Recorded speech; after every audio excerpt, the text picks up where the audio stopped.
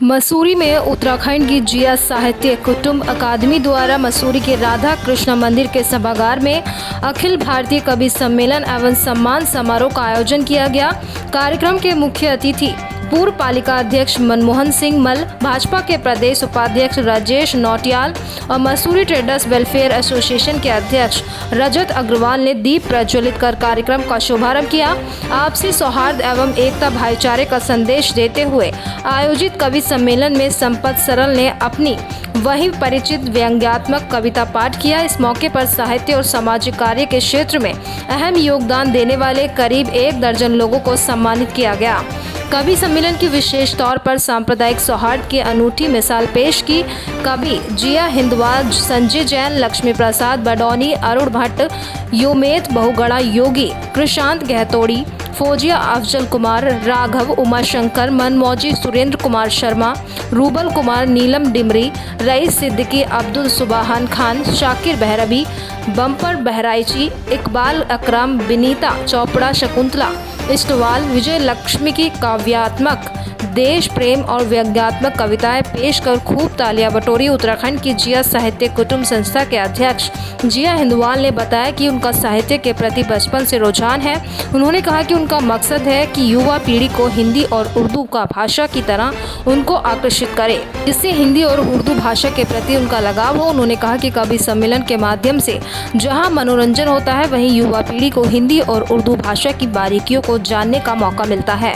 उन्होंने कहा कि वर्तमान परिक्षेप में देश में हिंदू मुस्लिम चल रहा है, जो ठीक नहीं है। उन्होंने कहा कि हिंदुस्तान सभी धर्म और जाति से बना एक देश है और यहाँ पर सभी लोग भाईचारे का संदेश देते हुए आपसी सौहार्द के साथ रहते हैं। उन्होंने कहा कि कवि सम्मेलन के माध्यम से जो देश प्रेम की भावना जागने का काम किया गया, वही देश में आपसी सौहार्द को कायम करने पर भी जोर दिया गया। उन्होंने कहा कि हिंदी और उर्दू का प्रेम सदियों से चला आ रहा है। जहाँ उर्दू मीठी जुबान है तो हिंदी एक पवित्र भाषा है। साहित्य के प्रति मेरा बचपन से ही रुझान है, तो मैं चाहती हूँ कि हमारे जो बच्चे हैं जो इंग्लिश मीडियम में पढ़ रहे हैं, तो उनको हम थोड़ा सा हिंदी की तरफ अट्रैक्ट करें और वो मतलब हिंदी को ज़्यादा प्यार करें और हिंदी बोलें अधिकतर। जैसे हम लोग भी अब इतने आदी हो गए हैं कि बीच में इंग्लिश के शब्द बोल देते हैं, तो ये क्या है, एक जरिया है बच्चों को हिंदी की तरफ आकर्षित करने का। अलग अलग तरीके होते हैं, तो हम साहित्य से जुड़े हैं, तो हम चाहते हैं कि और हमारे जो सम्मेलन होते हैं, हमारे हिंदी के बच्चे जो इंग्लिश मीडियम में पढ़ रहे हैं, वो हिंदी में आके कविता करते हैं। और यहाँ पर जैसे आजकल हिंदू मुस्लिम चल रहा है, तो हम चाहते हैं कि ये सब ना हो।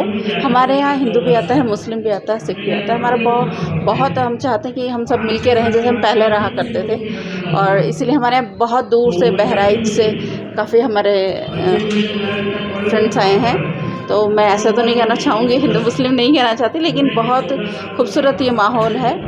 और हिंदी और उर्दू का जो प्रेम है वो सदियों से चला रहा है। सभी को पता है कि एक मीठी ज़ुबान है उर्दू, और हिंदी एक पवित्र भाषा है। तो दोनों को मिलने से जो खूबसूरती बनती है, हम उसे बरकरार रखना चाहते हैं। तक आज कवि सम्मेलन का सवाल है। सबसे पहले तो मैं श्रीमती जी उनको जो इस समिति को चला रही हैं और पूरा संस्कृति पे ही वो काम कर रहे हैं, मैं उसको उसकी पूरी टीम को बहुत धन्यवाद देता हूँ कि उन्होंने ये कार्यक्रम मसूरी में रखा और कवि सम्मेलन का, जिसमें कि लोग बाग आजकल जो कवि सम्मेलन में आते नहीं न सुनते हैं। कभी जमाना था जब कभी कवि सम्मेलन में शायरी मसूरी में होती थी, मुशायरा होता था 70s के दौर में, आज से 50-52 साल पहले पूरी रात और सवेरे रात खुलते तक चलता था।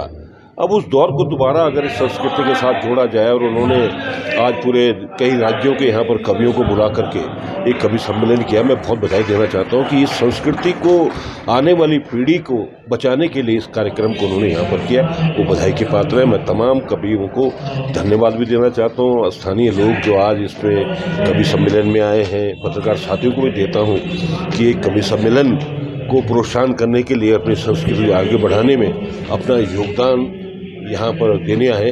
ये पहले आपके माध्यम से पूरा देश और दुनिया को जाएगा कि जो दोबारा अपनी संस्कृति के लिए हम लोग कितनी चिंतित हैं। सबसे बड़ी बात, आज के युग में इस भागदौड़ की जिंदगी में जो हम पाश्चात्य संस्कृति की ओर भाग रहे हैं, ऐसे में हम अपने देश की, अपने प्रदेश की, अपनी संस्कृति को कवि और कवित्रियों के माध्यम से, मुशायरों के माध्यम से इसको हम आगे बढ़ा रहे हैं। ये बधाई की बात है।